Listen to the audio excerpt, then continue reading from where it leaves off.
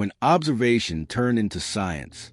For most of human history, the world was explained through stories, spirits, and signs, because seeing something happen was not the same as understanding why it happened. The gap between witnessing an event and grasping its cause was enormous, and for thousands of generations, that gap was filled not with investigation, but with narrative. To understand when observation became science, we must return to a time when nature was watched closely, but rarely questioned. Early humans noticed patterns everywhere.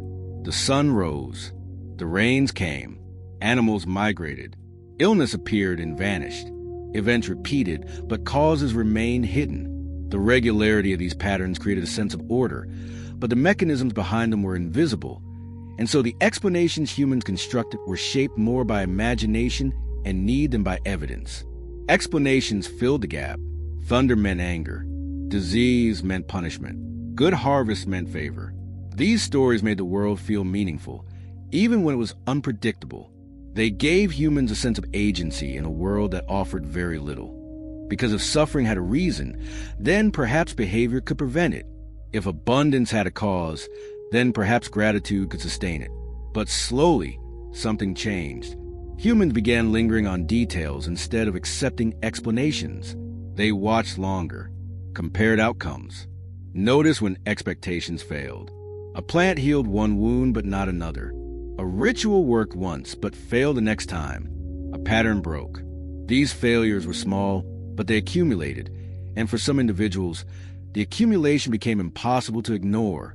Instead of explaining the failure away, some humans paid attention to it. They asked what was different, what had changed, what stayed the same. This willingness to sit with inconsistency rather than dismiss it was a subtle but radical departure from the way understanding had operated for millennia.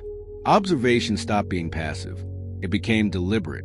People began repeating actions to see if results repeated. They separated belief from outcome. Experience started to challenge tradition. Where once a single successful result was enough to confirm an explanation, now consistency mattered.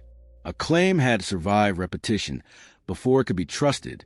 This was not science yet. It was curiosity with discipline. But in that shift, something profound occurred. The world stopped being a stage for meaning alone. It became something that could be examined on its own terms, independent of human desire or fear.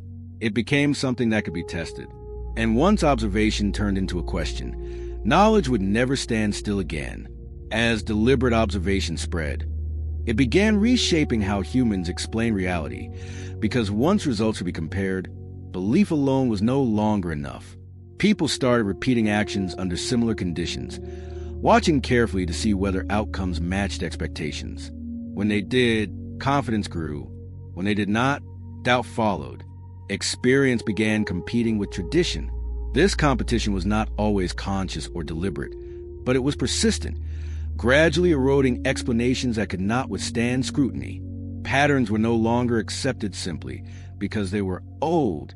They had to prove themselves again and again. A plant was tested on multiple wounds. A tool was tried in different ways. A method was adjusted and observed. Each repetition added a layer of understanding that pure storytelling could never provide, because repetition revealed not just what happened, but under what conditions it happened. This repetition mattered. It introduced consistency. Results that appeared reliably began carrying more weight than stories passed down through memory. Knowledge shifted from inheritance to evidence. The authority of an explanation no longer depended on who told it or how long it had been told, but on whether it could produce the same result when applied again. Communities slowly noticed that some explanations predicted outcomes better than others. Those explanations spread. Others faded.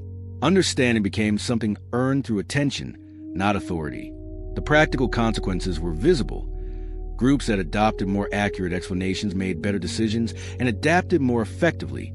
But this shift created tension. Questioning tradition felt dangerous. Belief systems resisted challenge. Those who observed differently were often ignored or punished. The social cost of doubt was high, because established explanations were often woven into the fabric of identity, authority, and communal cohesion. To question an explanation was sometimes to question the people and institutions that upheld it. Still, the method persisted because it worked.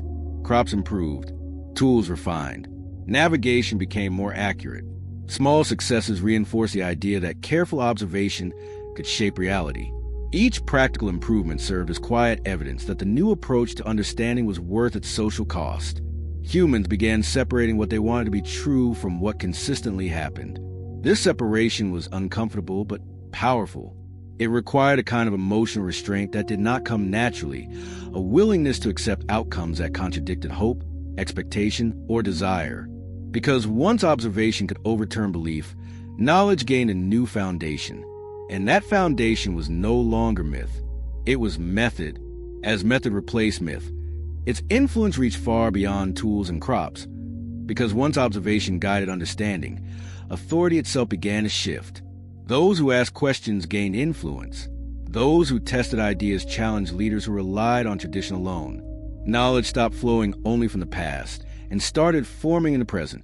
The relationship between age and wisdom loosened, because a younger person with better evidence could now challenge an older person with deeper tradition, and the evidence could win. Measurement joined observation. Counting, timing, and recording results sharpened understanding. Patterns became clearer. Errors became visible. Prediction improved. The introduction of measurement transformed observation from a qualitative impression into something that could be compared and communicated with precision. But this precision also created conflict. Evidence contradicted belief. Results challenged power. Observations that could be repeated threatened systems built on certainty.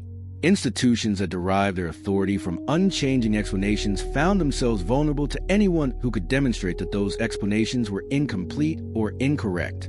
Some resisted fiercely. They dismissed data. They punished curiosity. They protected explanations that could not survive testing.